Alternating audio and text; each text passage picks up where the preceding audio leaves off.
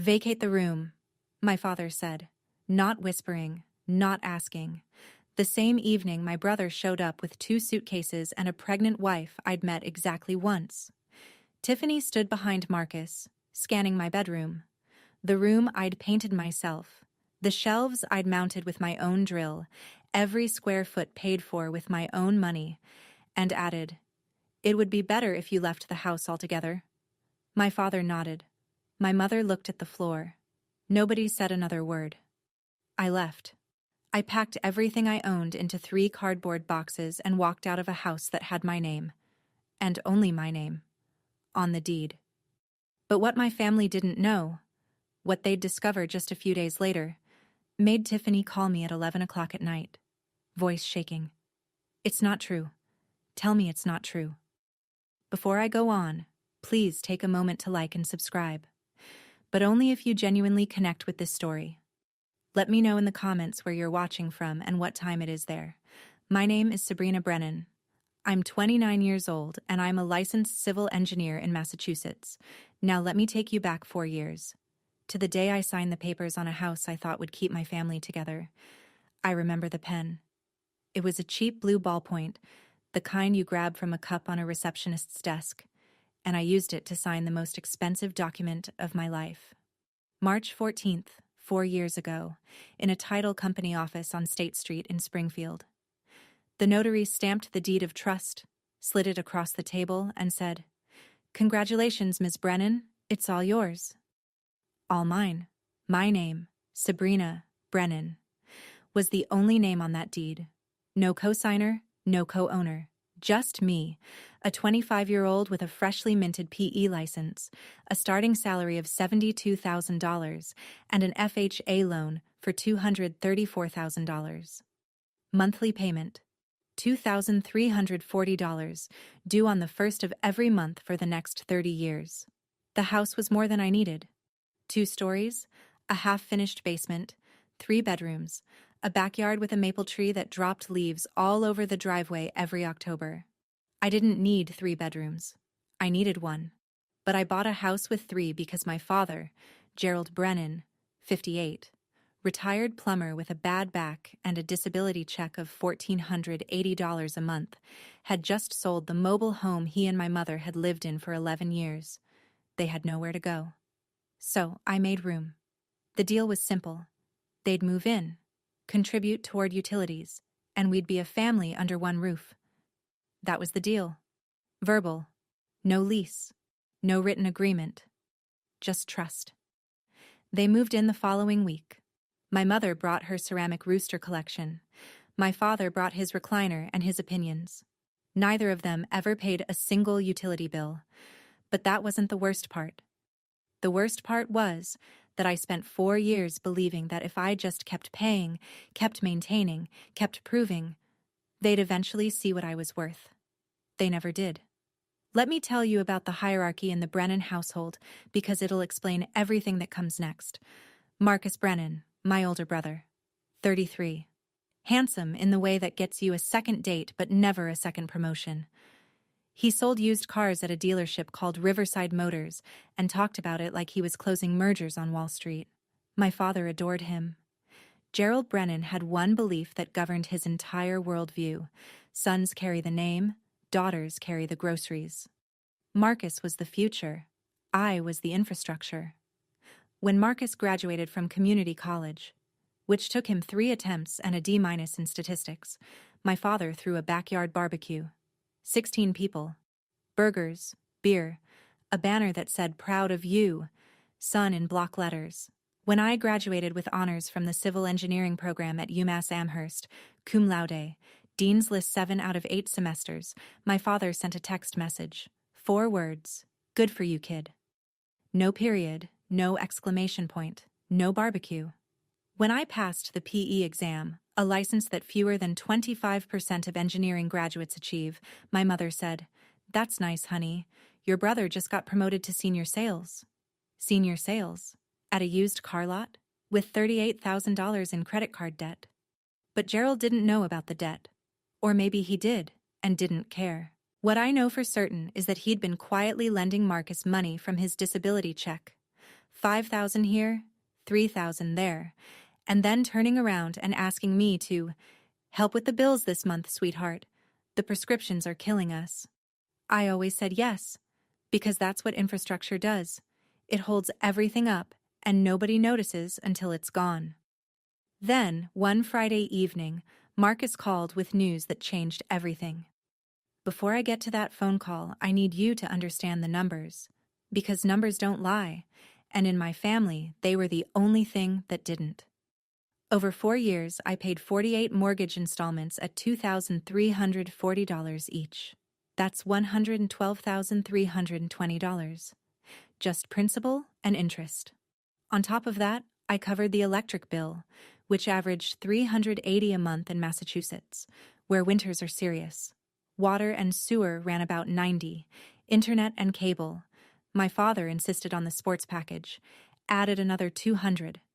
Groceries I supplemented at roughly $150 a month because my parents ate every meal at home and never once pushed a cart through a supermarket. Add it all up. $147,360, conservatively, over 4 years, from my paycheck, into a house where I slept in one bedroom and asked nothing from anyone. I also painted the exterior twice. Did it myself, 2 weekends each time, up on a 20-foot extension ladder. I replaced the roof section over the back porch when it started leaking. $4,200 out of pocket. I installed a heating unit in the basement because my father complained the house was drafty downstairs. $3,100. My neighbor, Louise Beckett, 67 years old, lived next door for 11 years, saw all of it. Every ladder session, every bag of mulch. Every Saturday morning, I was out there with a snow shovel at 6 a.m. while my parents slept. Louise stopped me once, leaning over the fence. "Honey, where's your family when you're up on that ladder?" I smiled and said, "They're inside. That's kind of the point, so they can be comfortable inside." Louise gave me a look I didn't understand then. I understand it now. It was pity. Then Marcus called. "Sabrina, I'm coming home, and I'm not coming alone." Marcus's voice had that particular brightness it only got when he wanted something. I'd heard it before. When he needed a cosigner, I said no. When he wanted to borrow my car for a weekend that turned into 2 weeks. When he asked me to talk to Dad about sending him more money. This time, he was bringing Tiffany, his wife of 8 months, 7 months pregnant. They arrived on a Friday evening. 2 large suitcases, 3 boxes of baby supplies, and Tiffany, who stepped out of Marcus's car and looked at the house the way you'd appraise something at an auction. She was 30 years old, worked part-time as a receptionist at a dental office, and had a way of making every sentence sound like she was doing you a favor by speaking. My father was ready. I realized that within 30 seconds of their arrival, because the living room furniture had already been rearranged, a corner cleared, a space made. Gerald had known they were coming.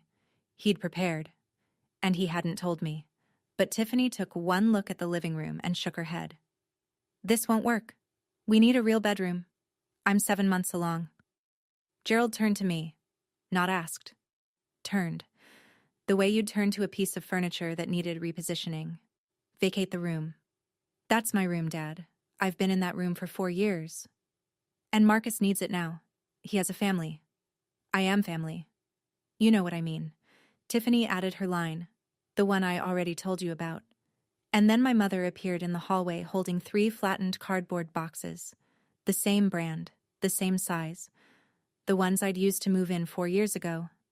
She'd kept them. 4 years she'd kept those boxes in the garage, as if she'd always known this day was coming. I told myself it was temporary. 1 week, maybe 2, until we figured things out. That's what Gerald said. "Just temporary, Sabrina. Just until things settle." So I moved downstairs. To the basement. The one I'd spent $3,100 heating. Bare concrete walls. A single overhead bulb on a pull chain. A mattress I dragged down from the guest closet, set directly on the floor because there was no bed frame. The air smelled like Mildite and old cardboard, and in the corner, a slow drip from a joint in the cold water pipe marked time with a rhythm that kept me awake the first night. Upstairs, Tiffany made herself at home. The next afternoon, she posted a photo of my old bedroom, now arranged as a nursery with a crib and pastel bunting, to her Instagram. Family always makes room for the next generation, followed by a pink heart emoji. 212 likes, comments full of heart eyes and congratulations, and what a beautiful space. Nobody asked whose space it had been 24 hours earlier. Marcus passed me on the stairs the following morning. "It's just temporary, Sabrina. Don't make this weird." I slept in that basement for 3 nights. On the 3rd night, a pipe joint gave way slightly. Not a burst, but a steady seep. And I woke at 3 a.m. with my back soaked through the mattress. I lay there in the dark, water creeping through the fabric, staring at the ceiling, which was their floor. And I thought, I am paying $2,340 a month to sleep in a puddle beneath my own house. The next morning, I went upstairs to make coffee. Tiffany was sitting at the kitchen table using the espresso machine I'd bought. She looked up. "Oh, you're still here?" That was the first time in my life I understood that love and ownership are not the same thing. It happened on a Tuesday. I was sitting in my car in the parking lot at work, eating a granola bar, when my phone buzzed with a notification from my credit monitoring service. I'd signed up for it 3 years earlier. Not out of paranoia, but because my engineering brain likes tracking data. The alert read, "New lien detected on property at 147 Maplewood Drive, Springfield, MA." I read it twice, then a 3rd time. Then I put the granola bar down and opened the full report. A $95,000 mortgage lien. Filed through Greenfield Credit Union, a small community bank on Carew Street. The same one where my father had his checking account. The borrower's signature on the deed of trust addendum, Sabrina Brennan. Except I had never signed anything. I had never been to Greenfield Credit Union. I had never authorized a lien on my property. I pulled up the signature image on the PDF. It looked close enough to fool a casual glance. But I knew my own handwriting the way a musician knows their own instrument.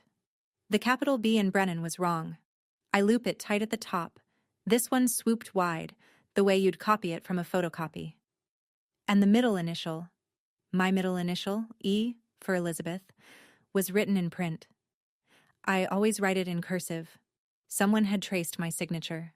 From the used car lease I'd signed 2 years earlier, the one my father had helpfully photocopied for his records. I called the credit union. A manager confirmed the loan had been processed 3 months prior by a representative described as a family member of the property owner. The witness on the application was listed as Donna Brennan, my mother. $95,000. My name. My house. Without my knowledge. Without my consent. I sat in that parking lot with both hands on the steering wheel, shaking. Not from fear, from rage. If this lien hit my credit report officially within the next 30 days, my score of 761, built over nearly a decade of discipline, would collapse. And with it, everything I'd worked for. The clock started ticking. There's a Dunkin' on Boston Road that stays open 24 hours. I sat there until 1 in the morning with a medium black coffee and a paper napkin I'd flattened on the table. I drew a line down the middle. Left side. What I lose if I fight. Right side. What I lose if I don't. The left side was short but heavy. My relationship with my parents, whatever was left of it. The possibility of being cut off by the extended family, Aunt Patrice's Christmas cards, Uncle Ray's handshake at Thanksgiving. And Tiffany was 7 months pregnant, which meant any move I made would be framed as an attack on an expectant mother. I could already hear the narrative Gerald would build. The right side was longer. $95,000 in fraudulent debt attached to my name. A credit score in freefall. The potential loss of my ability to refinance, to borrow, to function financially as an independent adult. And the certainty, the absolute mathematical certainty, that if I did nothing, they would do it again. Because people who steal from you once and face no consequences don't stop. They just get bolder. I looked at both columns. Then I crumpled the napkin and threw it away. The decision had already been made the moment I saw that forged signature. I just needed the napkin to confirm it. The next morning, I called Rita Calloway. She was a real estate attorney in Springfield, 17 years of practice, specializing in property disputes. A colleague's mother knew her. I told Rita everything. She listened without interrupting for 6 minutes straight. Then she said, "Sabrina, what your father did is forgery. What your mother did is aiding and abetting. What Marcus did is fraud. I need you to not say a single word to anyone in your family until we have everything documented." For the first time in 4 years, I wasn't paying bills to keep a family together. I was paying a lawyer to keep myself intact. Rita worked fast. Within 48 hours, she had filed a formal request under my rights as the property owner for every document related to the lien. Greenfield Credit Union was obligated to comply, and they did. Reluctantly, but they did. The packet arrived at Rita's office on a Thursday afternoon. I drove there straight from work, and we spread the pages across her conference table like evidence in a crime scene. Because that's what it was. The forged deed of trust addendum. My signature, or the version of it someone had traced from that car lease, at the bottom of page 4. My mother's name as witness on page 5, in her unmistakable handwriting, Donna Brennan, written with the same green ink pen she'd used for 20 years. Then the transaction records. Rita had highlighted them in yellow. $38,000 transferred directly to a credit card account registered to Marcus G. Brennan. His entire outstanding balance, wiped clean in one wire. $22,000 to Riverside Motors. A down payment on a vehicle. $15,000 withdrawn in cash by Donna Brennan over 3 separate visits.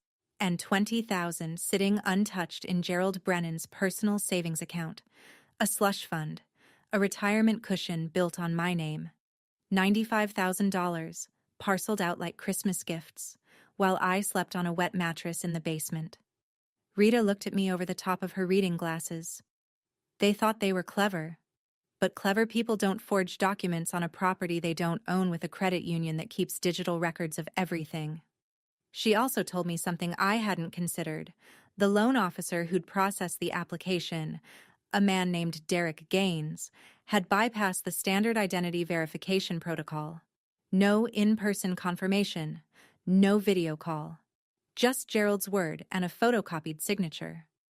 "We have more than enough," Rita said. "Now, when do you want to move?" Day 12. That's how long it took from the moment I discovered the forged lien to the moment I walked out of 147 Maplewood Drive with 3 cardboard boxes, a duffel bag, and a plan. I'd signed a lease 3 days earlier on a studio apartment 8 minutes away, 900 square feet, clean, quiet, $1,100 a month. I signed it with the same pen I used for mortgage payments, and for the first time, the money felt like it was going somewhere that belonged to me. The packing took less than 2 hours. 4 years in that house, and my entire life fit into 3 boxes and a bag. Clothes, laptop, my PE license in its frame, the small toolbox I'd used to fix everything from the kitchen faucet to the porch railing, a photo of my grandmother Helen that I kept on my nightstand. Before I left, I placed a white envelope on the kitchen table. Inside, a photocopy of the deed of trust, my name highlighted, and a single handwritten note on plain paper. "This house is mine. The mortgage is mine. Everything else is about to change." I drove away at 6:15 in the evening. The maple tree in the front yard was beginning to turn, the first edges of orange creeping into the green. I didn't look back. Gerald found the envelope at 7. Donna told me later what happened. He opened it, read the deed copy, read the note, and tore the paper in half. Then he said, "She's bluffing." He didn't know that the deed copy was just a copy. The original was locked in a safe deposit box at my bank, along with every piece of documentation Rita had certified. He tore up a photocopy and thought he'd won. I let him think that. He had 18 days left. The first week after I left, the Brennan family settled into my house like they'd inherited it. Tiffany posted an Instagram story from the living room. Finally, a house that feels like home. 187 views. She'd rearranged the furniture, hung a wreath on the front door, and placed a welcome mat over the threshold I'd paid for. Marcus mowed the lawn for what I'm fairly confident was the first time in his life and posted a selfie with the caption, "Dad duty starts early." Gerald controlled the narrative the way he controlled everything, decisively and without evidence. He called Uncle Ray. He called Aunt Patrice. He called his own mother, Helen. His version of events, as I later pieced together from multiple sources, went like this. Sabrina moved out. She wanted her own space, very independent girl. No mention of the basement, no mention of the eviction from my bedroom, no mention of the forged mortgage, just a proud father whose capable daughter had decided to spread her wings. My mother called me once that week, not to ask how I was, not to say she missed me. She called to ask, "Did you pay the electric bill before you left?" Gerald said the lights flickered. I let that sentence sit in silence for 3 full seconds before I answered. Meanwhile, Rita and I were working through our checklist. The fraud complaint to Greenfield Credit Union. Filed. Formal disputes with all 3 credit bureaus. Experian, TransUnion, Equifax. Submitted with supporting documentation. And the final piece. The 30-day notice to quit. Prepared and ready. Addressed to Gerald Brennan, Donna Brennan, Marcus Brennan, and Tiffany Brennan. Under Massachusetts law, occupants without a lease are entitled to 30 days written notice before eviction proceedings can begin. Rita scheduled the process server for day 17. The same day as Gerald's open house. 45 guests. Perfect timing. It started with the heating system. Day 5 after I left, the thermostat in the main unit glitched. A quirk I'd learned to fix myself by resetting the breaker and recalibrating the temperature sensor. It took 90 seconds if you knew what you were doing. Gerald did not know what he was doing. He called an HVAC company. They quoted him $2,800 for a diagnostic and potential part replacement. Gerald did not have $2,800. Day 7, the electric bill arrived. $340 for the month. Standard for a Massachusetts winter with 4 adults running heat around the clock. The bill was still in my name because the transfer request I'd submitted hadn't processed yet. Gerald called me. "When are you coming back? The house needs you." Not, "We miss you," not, "Are you okay?" The house needs you. As if I were a part of the plumbing. "I'm not coming back, Dad. You should contact the utility company directly. The account is under my name, and I've already submitted a transfer request." "What do you mean, transfer request?" "I mean the bills will be in your name starting next month, or whoever's name you'd like." 10 seconds of silence. Then he hung up without another word. That evening, Tiffany sent me a text. I still have it, word for word. "This is really selfish timing. I'm due in 8 weeks." Selfish. That word. It's remarkable how precisely selfish maps onto inconvenient for me. I'd paid $147,000 into that household over 4 years. I'd heated the basement at my own expense so the house would be comfortable. I'd replaced the roof so the rain wouldn't touch them. And the first time I stopped, the very first time I wasn't useful, I was selfish. I didn't respond to the text. Some sentences don't deserve an audience. My mother called at 9 on a Wednesday night. She was crying. The practiced, measured kind of crying that rises and falls at convenient intervals, the kind that sounds like grief but operates like a crowbar. "Your father is stressed. His back is worse. You know he can't handle the house alone." "Mom, I maintained that house alone for 4 years. Dad was there the whole time." "That's different. You're young. You're strong. I'm also the person whose signature was forged on a $95,000 mortgage. Did you want to talk about that?" The crying stopped. Not tapered off. Stopped. Like someone had pressed pause on a recording. A long silence. Then, very quietly, "Your father said it was for the family. It was for Marcus's credit card debt. I have the bank records, Mom. $38,000 to his card. $22,000 for a car. You personally withdrew $15,000 in cash over 3 visits. Do you want me to read you the dates? You're going to tear this family apart. The family was torn apart the night you put 3 cardboard boxes outside my bedroom door. She hung up. I sat alone in my studio that night with the comparison sheet Rita had printed. My real signature on the left, the forgery on the right. And I asked myself whether I was being too hard. Whether there was a version of this where everyone came out whole. Whether the right thing and the kind thing were the same thing. Then I looked at the forgery again. My mother's handwriting on the witness line. Green ink. The same pen she used to write grocery lists and birthday cards, and the note she'd tucked into my lunchbox in 4th grade. Have a great day, sweetie. No, I wasn't too hard. I was finally clear. Have you ever had someone you love use your own loyalty as a weapon against you? I'd like to hear your story. Share it in the comments. You might help someone else realize they're not alone. Marcus showed up at my apartment unannounced on a Thursday evening. No call. No text. Just 3 hard knocks on a door he had no business knowing the address of, though I suspect my mother gave it to him. I checked the video feed from the Ring doorbell camera Rita had advised me to install the week prior. Marcus was standing on the walkway, jaw tight, fists opening and closing at his sides. I opened the door. What the hell are you doing, Sabrina? Dad says you're threatening to kick us out? I'm not threatening anything. I'm exercising my legal rights as the property owner. Property owner? He laughed, a short, ugly sound. You think a piece of paper makes you better than family?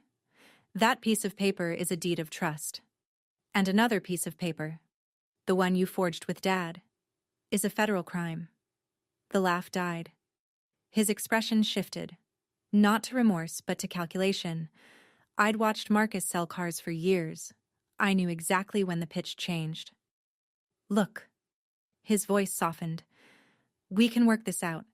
Tiffany's due in 8 weeks. You can't do this to her. I'm not doing anything to Tiffany. I'm undoing what was done to me. If you go through with this, you'll never see your niece or nephew. The words landed, but they didn't stick the way he'd intended. He was using a child, an unborn child, as a bargaining chip. The same way Gerald used family as a justification for theft. That's your choice, Marcus, not mine. He left. Slammed the door hard enough to rattle the frame.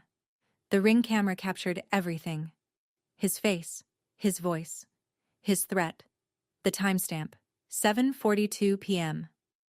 Rita would have the footage by morning. Some people build walls with bricks. I was building mine with evidence. Gerald Brennan might not have been good with money, but he was masterful with a telephone.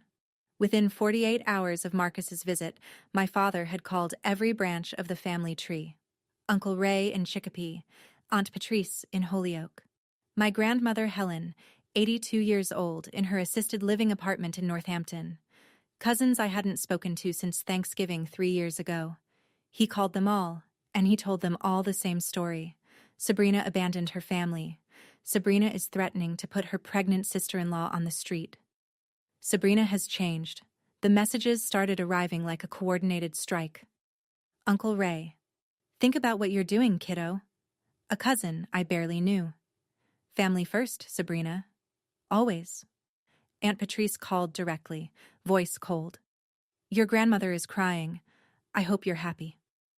I tried explaining to Patrice about the forged mortgage, the $95,000, the bank records, the signature that wasn't mine. I don't believe that, she said. Gerald would never. That sentence, Gerald would never, was the foundation of my father's entire strategy. He'd spent 58 years building a reputation as the dependable patriarch, the man who showed up at barbecues with a case of beer and a firm handshake, the man who called his mother every Sunday.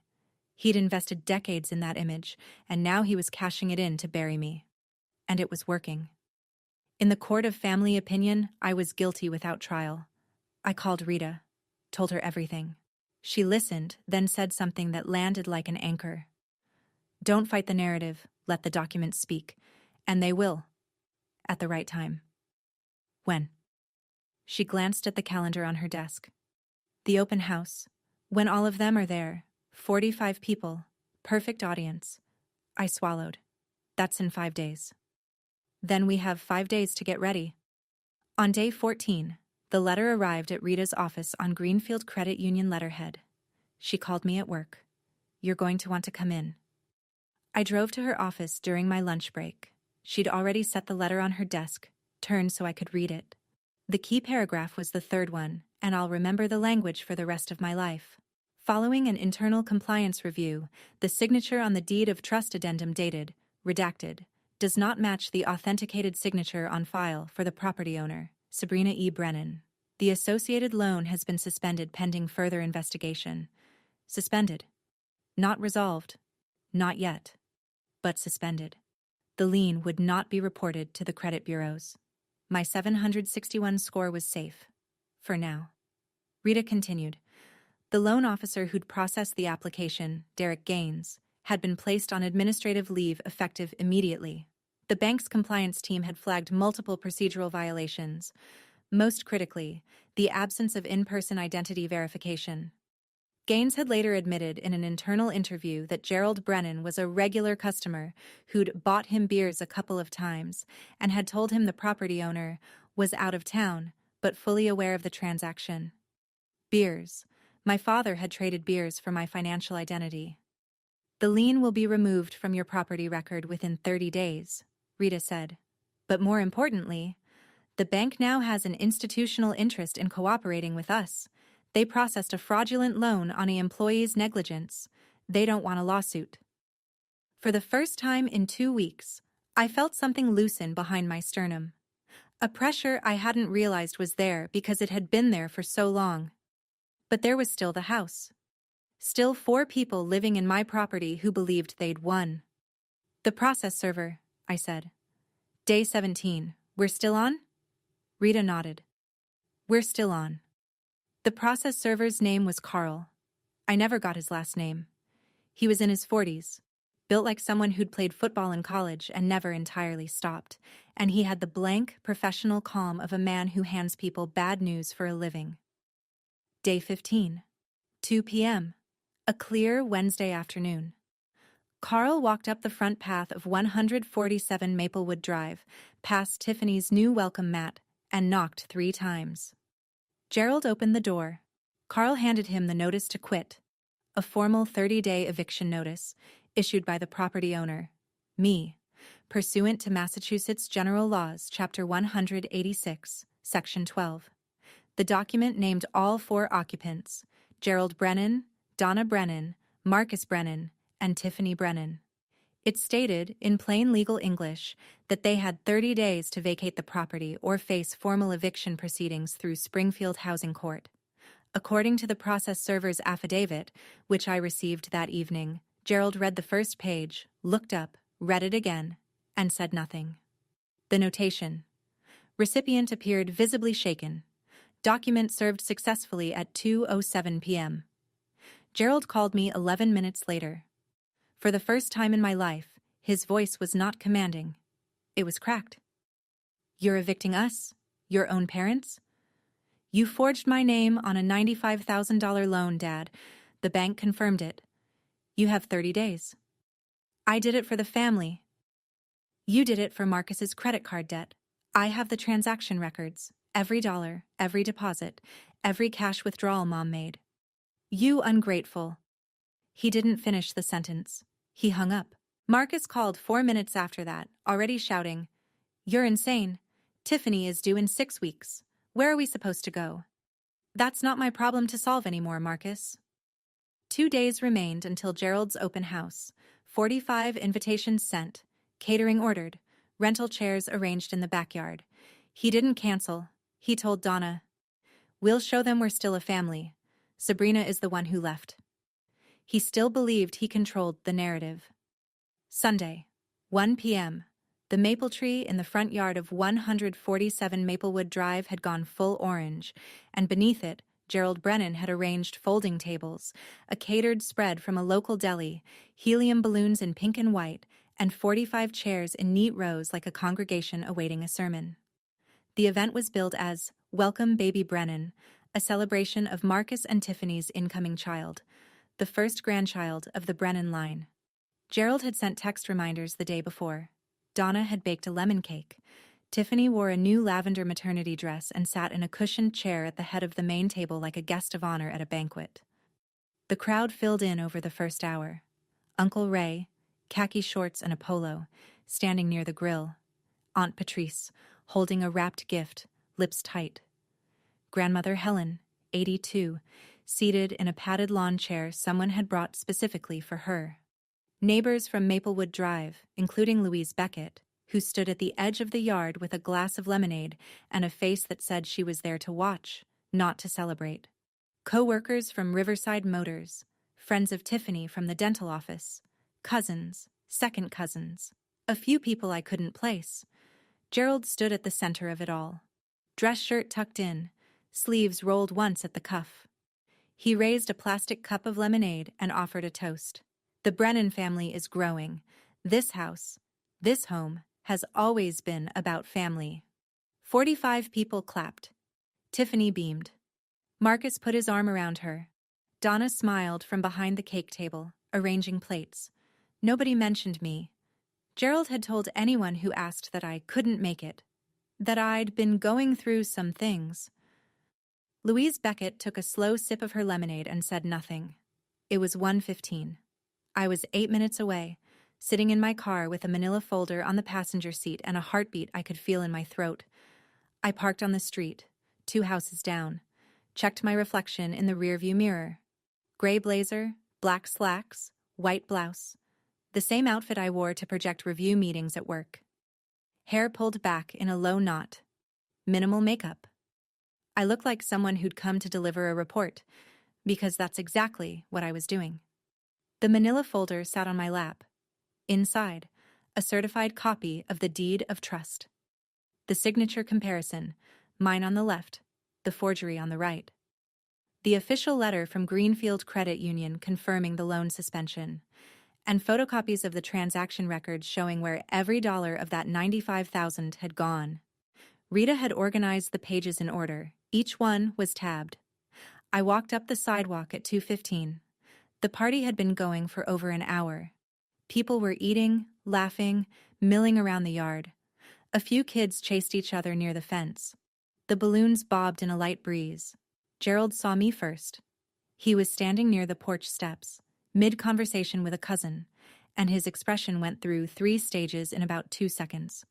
Surprise, irritation, and something closer to fear than I'd ever seen on his face. He walked toward me fast. "What are you doing here?" "I'm at my house, Dad. The one with my name on the deed." "Don't make a scene. I'm not the one who forged someone's signature on a mortgage application." His hand closed around my arm, just above the elbow. Not hard enough to bruise, but hard enough to steer. "Lower your voice." A voice came from behind us, clear and firm. "Gerald, take your hand off that girl." Louise Beckett. Standing 6 feet away, lemonade still in hand, expression as steady as poured concrete. Gerald let go. A few heads turned, then a few more. Tiffany appeared in the doorway, baby shower gift bag still in her hand. She saw me and her face drained of color. "Why is she here?" 45 people were watching now. I stood on the porch, 3 steps up from the yard in full view of every guest, and I did not raise my voice. I didn't need to. Silence carries farther than shouting when the audience is already listening. Most of you were told I moved out because I wanted my own space. That's not what happened. I opened the manila folder. This house is in my name. Only my name. I bought it 4 years ago with an FHA loan. I've paid every mortgage payment, $2,340 a month. 48 months, $112,320 total. My parents contributed $0. Gerald took a step forward. "Sabrina, stop this. 3 weeks ago, I discovered that my father, with my mother as a witness, forged my signature on a $95,000 mortgage application at Greenfield Credit Union." I held up the signature comparison. "This is my real signature." I pointed to the left column. "And this is the one on the mortgage." I pointed to the right. "They're not the same. The bank confirmed it in writing." I held up the letter from Greenfield. "The loan has been suspended. The bank is investigating. I held up the transaction summary. $38,000 went to Marcus's credit card debt, $22,000 to a car dealership for his down payment. $15,000 was withdrawn in cash by my mother. $20,000 is sitting in my father's savings account right now. My parents stole $95,000 from me by forging my name. The yard went silent. Not the polite silence of a pause between toasts, the airless silence of 45 people realizing they're standing inside someone else's lie. Aunt Patrice set her cup down on the table. Uncle Ray looked at Gerald with an expression I'd never seen him wear. Then Louise Beckett spoke, loud enough for every corner of that yard. I've lived next door for 11 years. I watched this girl mow that lawn, paint those walls, shovel that driveway. Alone. Every single time. And they had the nerve to put her in the basement. I set the folder on the porch railing. I'm not here for revenge. I'm here because 45 people deserve to know the truth before they congratulate this family on growing. Tiffany rose from the cushioned chair slowly, one hand on the armrest, the other on her belly. Her face was the color of the paper plates stacked on the catering table. She looked at Marcus the way you'd look at a stranger wearing your husband's clothes. Tell me this isn't real. Marcus didn't move. His eyes were fixed on a spot on the ground somewhere between his shoes and the edge of the lawn. His mouth opened, then closed. Marcus. Tiffany's voice went up an octave. Tell me the $38,000 wasn't true. Tell me you didn't use stolen money to pay off your debt. It's complicated, Tiff. It's not true. Tell me it's not true. Her voice broke across the yard like glass on tile. A child near the fence stopped running. Uncle Ray set his plate down. Grandmother Helen, seated in her padded lawn chair, gripped both armrests and stared at her son with the kind of stillness that precedes a verdict. Gerald tried. He stepped forward, arms out, the patriarch reassembling his stage. Everyone, this is a family matter. Uncle Ray cut him off. A family matter? You forged your daughter's name, Gerald. That's not a family matter. That's a crime. Aunt Patrice, the same woman who'd told me my grandmother was crying because of me, picked up the wrapped baby gift she'd brought, set it back in her bag, and stepped away from the table without a word. Then Helen spoke. Her voice was thin from age but harder than anything I'd heard that afternoon. Gerald, I didn't raise you to be a thief. Mom, sit down and be quiet. Gerald sat, on a folding chair, in the middle of his own party, in front of 45 people.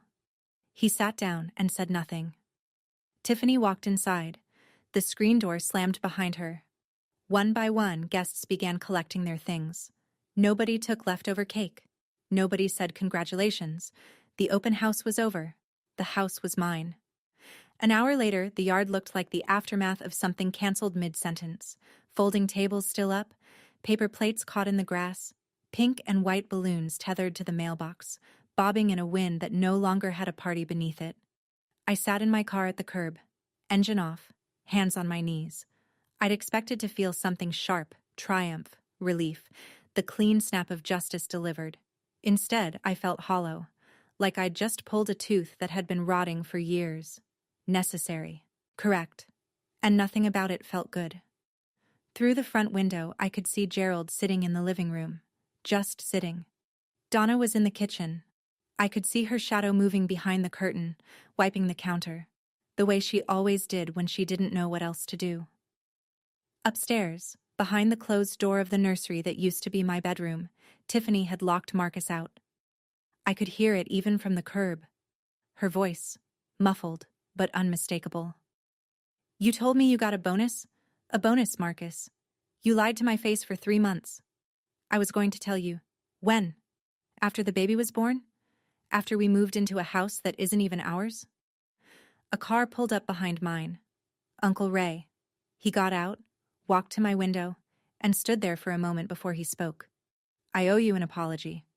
I believed your father. I shouldn't have. Thank you, Uncle Ray. That means a lot. He nodded once, got back in his car, and drove away. Aunt Patrice left without stopping. But 48 hours later, she'd send a text, 2 paragraphs long, an apology she clearly rewrote several times. I started my car and pulled away from Maplewood Drive. In the rearview mirror, the balloon still floated above the mailbox, pink and white against a gray sky, celebrating something that no longer existed. Tiffany called that night at 9:30. Her voice was different from what I expected. Not angry, not crying, just flat. The voice of someone who has run out of feelings and is now running on information. I need to know everything, every dollar, every lie. I hesitated. This was the same woman who'd told me to leave my own house, who'd posted my bedroom on Instagram as a trophy, who'd called me selfish for not paying the electric bill on a property she was occupying for free. But she was also 7 months pregnant and had just discovered that her husband had funded their life with stolen money. Whatever she was before, right now she was someone who deserved the truth. I sent her the transaction records. All of them. 15 minutes of silence. Then her name appeared on my phone again. The $22,000 for the car. He told me that was a dealer discount. He said he earned it. I'm sorry, Tiffany, I really am. Don't be sorry. I'm the one who told you to leave your own house. A pause long enough to drive through. I didn't know it was your house. Gerald told me it was a family property, passed down from your grandparents. That's what he said. It was never a family property. I bought it with my own money when I was 25. Another silence, then quieter. I owe you an apology. A real one. Not now. I can't right now. But I owe you one. Before she hung up, she told me something I hadn't known. Marcus also owed her $7,000. Money she'd lent him before the wedding. Money he'd sworn he'd pay back after the baby came. She was beginning to see the pattern I'd spent 4 years learning. Her last words. I'm calling my mom tomorrow. I'm not raising this baby in a house built on lies. She kept her word. The week after the open house, the Brennan family came apart like a building with the load-bearing wall removed. And I would know.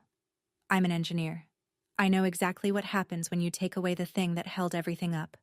Tiffany moved to her mother's house in Worcester, an hour and a half east. Marcus called her 14 times the first day. She answered none of them. By the third day, her Facebook status changed from married to blank. Not single, not, it's complicated, just blank, which somehow felt louder than either. Marcus lost his footing. Without Tiffany, without the baby on the way narrative, he was just a 33-year-old man sleeping on the sofa in his sister's house. Except it wasn't his sister's house. It was just his sister's. Gerald, for the first time in Marcus's memory, turned on him. If you hadn't been in so much debt, none of this would have happened. Golden child, meet the cold side of the altar. Gerald himself was unraveling in slower, quieter ways. He canceled his weekly poker game for the first time in 12 years, told his buddies, family stuff. But 2 of the men in that group had been at the open house. They already knew. The phone calls Gerald used to receive, from cousins checking in, from friends wanting to grab lunch. Slowed to a trickle. Uncle Ray didn't call at all. Helen, his own mother, didn't return his calls for 3 days straight. Donna called me once a day, every day. Same script, same cadence. Please come home. We can fix this. And every day I gave the same answer. There's nothing to fix, Mom. There's only what happens next. On Friday, a letter arrived at 147 Maplewood Drive from Greenfield Credit Union. A formal request for Gerald and Donna to appear in person at the branch to discuss the matter. The bank had its own problems now, and Gerald was running out of people willing to believe his version of the story. The internet is not kind to secrets. It's even less kind when the secret involves baby showers and stolen mortgages. Tiffany deleted the Instagram post. Family always makes room for the next generation, the one with 212 likes and a pink heart emoji. She deleted it, but screenshots live forever, and within a day, a friend of hers from the dental office posted a cryptic status on Facebook. Imagine finding out the house you thought was a gift was actually stolen property. Some families. Red flag emoji. 89 comments. 340 reactions. Tiffany wasn't named. She didn't need to be. The people who knew, knew. On Maplewood Drive, The Whisper network operated at the speed of a cul-de-sac. Louise Beckett didn't gossip. It wasn't in her nature. But when neighbors asked, she gave them one sentence. I watched that girl build this home with her own 2 hands. You should ask Gerald what he built. It was the kind of line that didn't need a follow-up. People filled in the rest themselves. At Riverside Motors, Marcus's co-workers had been at the open house. 2 of them. They'd seen the documents, heard Tiffany scream, watched Gerald get told to sit down by his own mother. One of them asked Marcus on Monday morning, "Hey, wasn't that your sister's house?" Marcus didn't answer. He requested 3 days of personal leave. His manager approved it without questions. Some silences are louder than explanations. Aunt Patrice sent me a text on the second Tuesday. It was longer than I expected and more honest than I deserved from someone who'd told me my grandmother was crying because of me. Sabrina, I am sorry. I should have listened to you before I judged you. I always wondered how Marcus afforded that new car. Now I know. I hope you can forgive me in time. I didn't reply right away, but I saved the message. Some apologies need to sit before you know what they weigh. Day 30. The eviction notice expired on a Tuesday morning. No extensions, no negotiations, no last-minute phone calls that changed anything. Rita sent a final formal letter to the house. If all occupants had not vacated by end of day, we would file for a court-ordered eviction through Springfield Housing Court. The letter was addressed to Gerald. It arrived by certified mail. He signed for it. That signature, at least, was his own. Gerald called me that afternoon. His voice was different.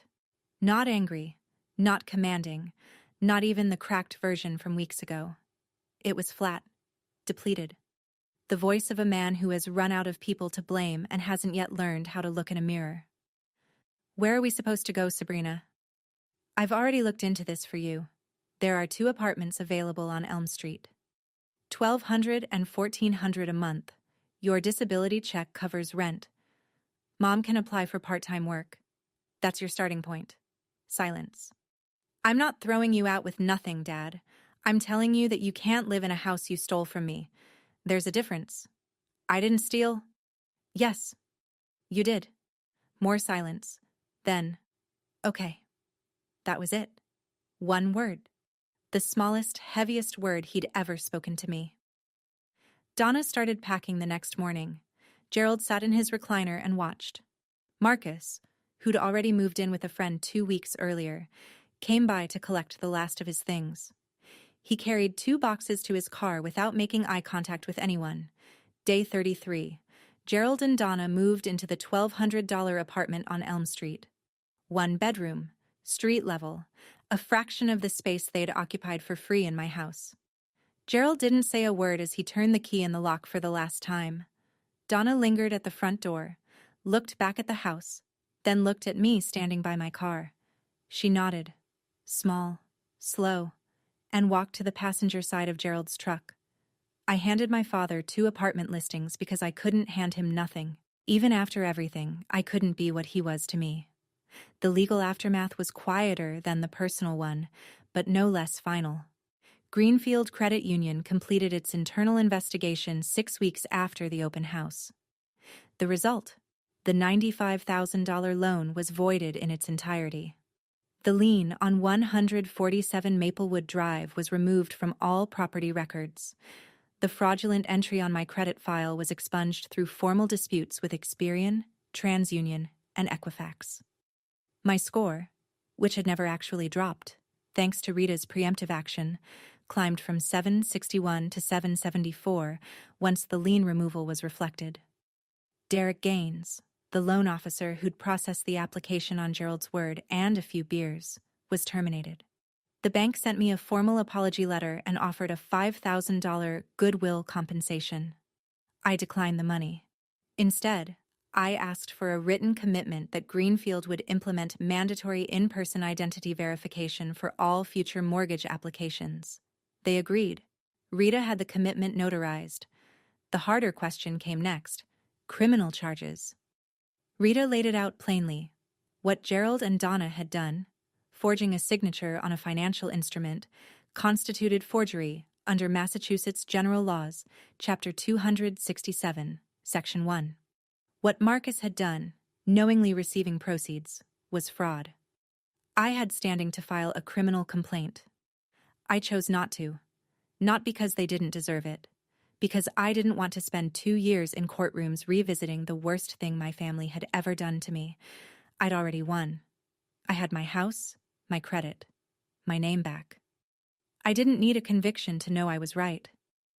But Rita sent Gerald one final letter. Ms. Brennan has chosen not to pursue criminal charges at this time. This decision is a courtesy, not an entitlement. Any future unauthorized use of Ms. Brennan's identity or property will be referred directly to law enforcement. Donna told me later. Gerald read that letter twice, folded it, and put it in a drawer. He never mentioned it again. Some warnings don't need to be loud. They just need to be permanent. 2 months after the open house, I sat at my kitchen table in the studio apartment, the one I'd rented as a temporary escape, and wrote an email. Not to Rita. Not to the bank. To my family. All 3 of them. Gerald, Donna, Marcus. It took me 4 hours to get it right.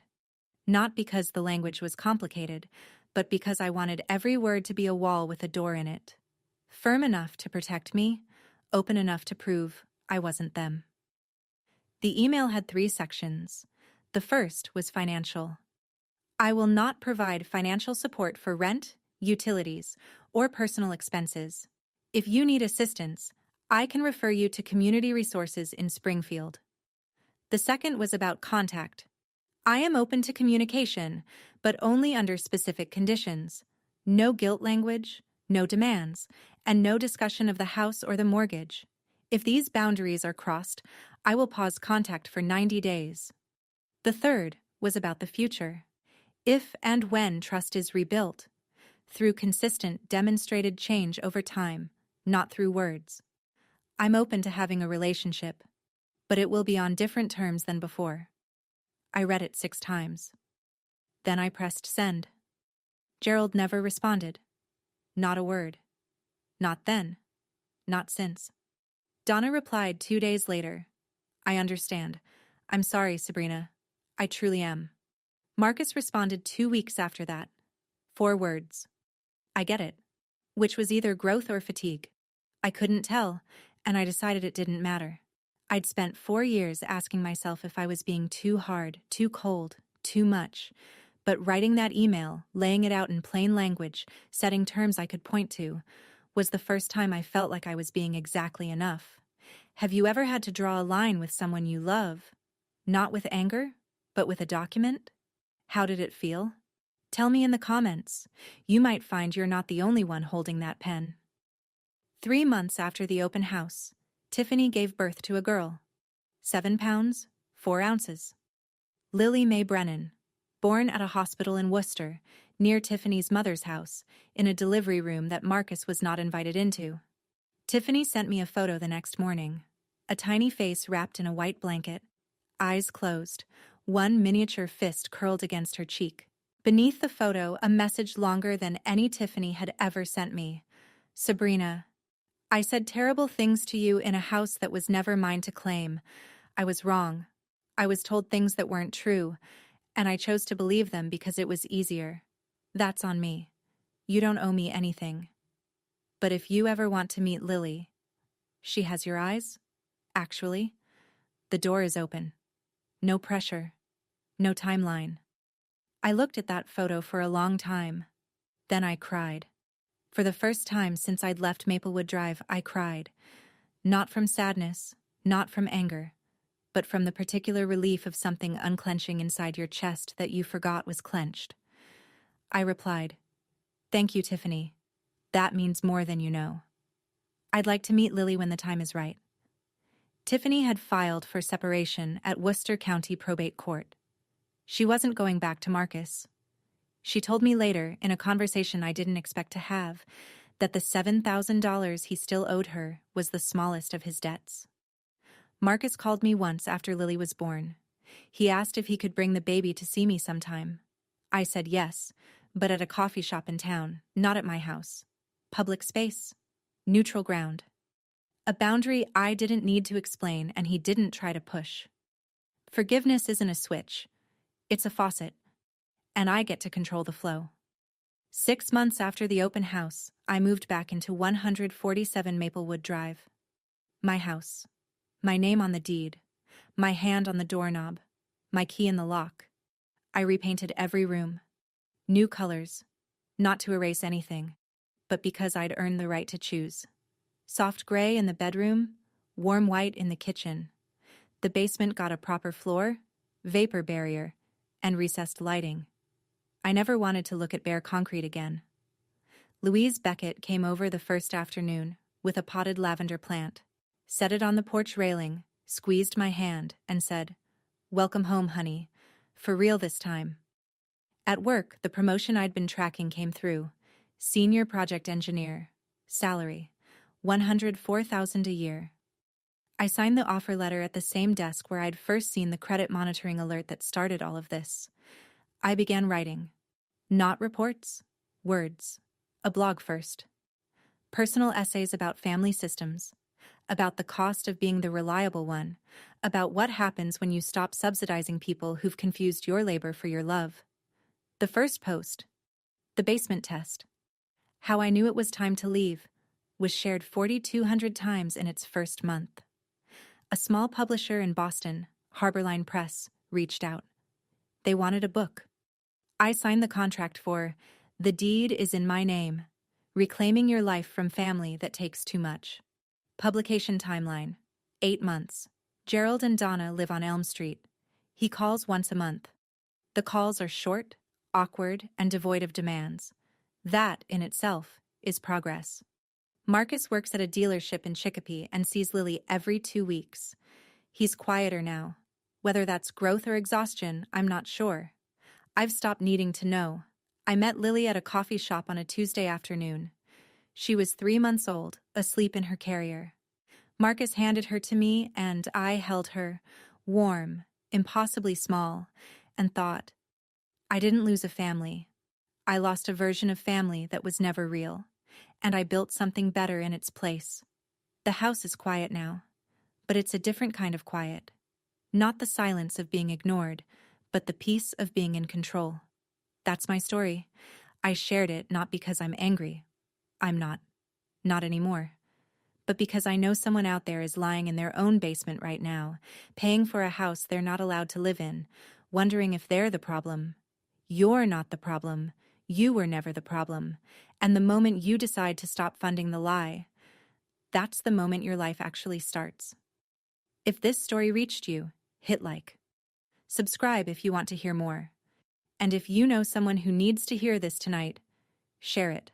Sometimes the thing that saves us is knowing someone else walked out first. There's another part of this story I haven't told yet, about the conversation between Gerald and his mother Helen, the one that happened a week after the open house, the one Donna said changed something in him permanently. That story is in the video linked in the description. I'll see you there.